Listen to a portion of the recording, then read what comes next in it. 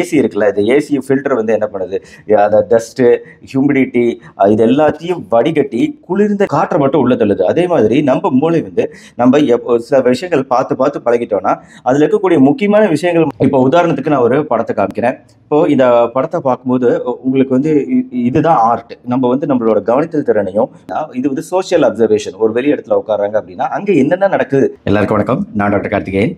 இன்னைக்கான வீடியோவில் நம்ம மூளையோட செயல்திறனை அதிகரிக்கக்கூடிய ஒரு சூப்பரான டெக்னிக் பற்றி தான் சொல்ல போகிறேன்.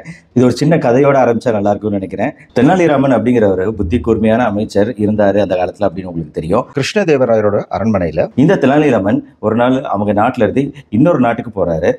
அதாவது தூரமாக இருக்கக்கூடிய இன்னொரு தேசம். ஆனால் தெனாலிராமனோட புகழ் அந்த காலத்தில் வந்து எல்லா நாடுகள்லையும் பரவி இருந்துச்சு. ஸோ அந்த நாட்டோட அரசர் என்ன பண்ணாருன்னா, தெனாலிராமன் நம்ம நாட்டுக்கு வராரா, அவரோட புத்தி கூர்மையை டெஸ்ட் பண்ணி பார்ப்போம் அப்படின்னு சொல்லிட்டு ஒரு சின்ன டெஸ்ட் வைக்கலாம் அப்படின்னு யோசிச்சாரு. அதுக்கு அவர் என்ன டெக்னிக் ஃபாலோ பண்ணாருன்னா, பொதுவாக ஒரு அரசவை அப்படின்னா வந்து ராஜாவுக்கு வந்து ராஜா ஒரு டிஃப்ரெண்ட்டான ட்ரெஸ் போட்டிருப்பாரு.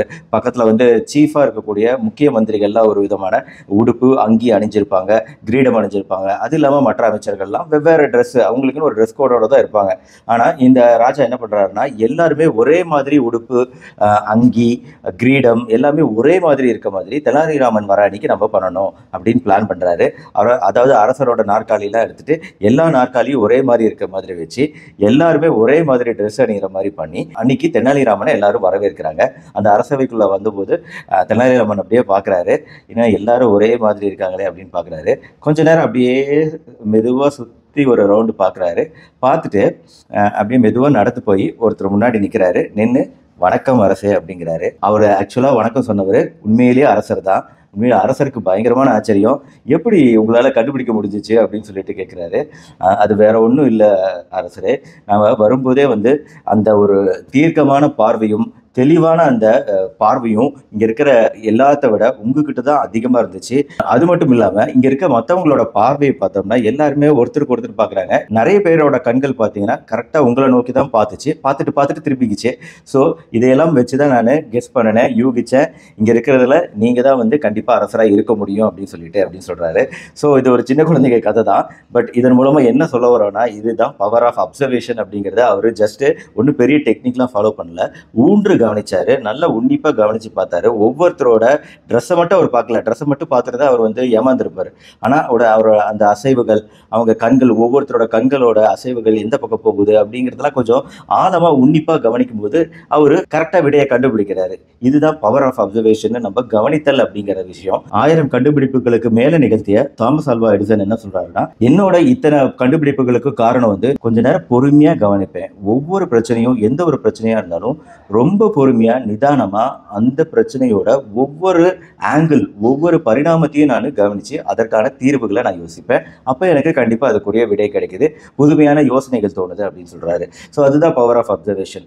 இதுதான் ஒவ்வொரு இடத்துலையும் நம்ம மனிதர்களாக நாம் வந்து பண்ண வேண்டிய விஷயம். நம்மளை வந்து டிஸ்ட்ராக்ட் பண்ணுறதுக்கு இன்னைக்கு எத்தனையோ விஷயங்கள் இருக்கு, மொபைல் இருக்கு. நம்ம ஒரு இப்போ நம்ம பிரெயின் வந்து எப்படின்னா, ஒரு ஏசி இருக்குல்ல, இந்த ஏசி ஃபில்டர் வந்து என்ன பண்ணுது, அந்த டஸ்ட்டு, ஹியூமிடிட்டி இது எல்லாத்தையும் வடிகட்டி குளிர்ந்த காற்றை மட்டும் உள்ள தள்ளுது. அதே மாதிரி நம்ம மூளை வந்து நம்ம சில விஷயங்கள் பார்த்து பார்த்து பழகிட்டோம்னா அதில் இருக்கக்கூடிய முக்கியமான விஷயங்கள் மட்டும்தான் நம்ம மூளைக்குள்ளாரே போகுது. மீதி விஷயங்கள் எதுவுமே நம்ம மூளைக்குள்ள போகாது. ஏன்னா நம்ம பார்க்கறது இல்லை, உன்னிப்பாக கவனிக்கிறது இல்லை.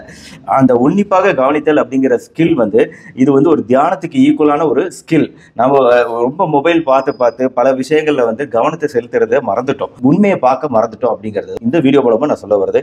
நீங்க எந்த ஒரு விஷயத்தையும் ஆழமா கவனிச்சு பாருங்களேன். இப்போ உதாரணத்துக்கு நான் ஒரு படத்தை காமிக்கிறேன். இப்போ இந்த படத்தை பார்க்கும்போது உங்களுக்கு வந்து இதுதான் ஆர்ட். நம்ம வந்து நம்மளோட கவனித்தல் திறனையும் புரிந்து கொள்ளுதல் திறனையும் வளர்த்துக்கிறதுக்கான விஷயம் இது.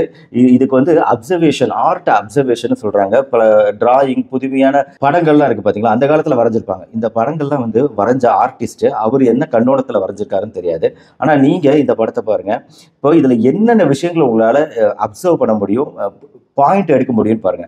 இப்போ ஒரு லேடி வந்து இன்னொரு பக்கம் இருக்கக்கூடிய ஒரு எஜமானி மாதிரி உட்காந்துருக்கக்கூடிய ஒருத்தர்கிட்ட எதையோ கொடுக்குறாங்க. ஸோ இந்த எஜமானியோட கையில் என்ன இருக்குது, அவங்க ஒரு கையில் வந்து அந்த காலத்தில் யூஸ் பண்ணக்கூடிய பேனா, அந்த மயில தொட்டு எழுதக்கூடிய பேனா வச்சுருக்காங்க. அவங்க முன்னாடி இருக்கக்கூடிய பேப்பரில் பாதி அளவுக்கு எழுத்துக்கள் இருக்குது, மீதி பாதி எழுத்துக்கள் இல்லை.